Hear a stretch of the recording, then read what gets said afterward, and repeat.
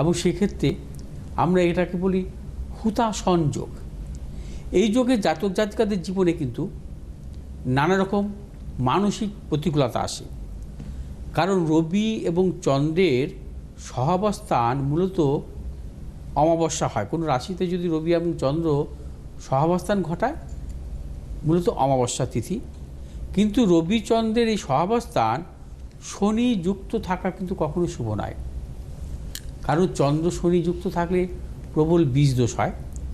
এবং রবি এবং শনি সম্পর্ক হচ্ছে শত্রু সম্পর্ক, অর্থাৎ চন্দ্র শনি এবং রবি যুক্ত এই হুতাশন যোগের জাতক জাতিকাদের জীবনে কিন্তু প্রবল মানসিক সমস্যা আসে, মানসিক অবসাদ আসে, হতাশা আসে এবং জীবনে সাফল্যের ক্ষেত্রে নানারকম বাধা বিড়ম্বনা আসে।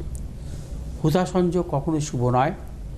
চন্দ্র রবি এবং শনি যুক্ত, যখন চন্দ্র সম্পূর্ণভাবে কম্বাস্ট অবস্থা থাকবে এবং বিশেষ করে শনি যদি কম্বাস্ট অবস্থা থাকে, কারণ সামনে শনিও কম দহন হবে, এবং যদি কখনো তিনটি গ্রহ যদি চন্দ্র এবং শনি যদি কখনো দহন অবস্থা থাকে, সেটাও কিন্তু ভালো নয়। অর্থাৎ হুতাশন যোগে জাতক জাতিকাদের জীবনে কিন্তু বুদ্ধি নাশ ঘটায়।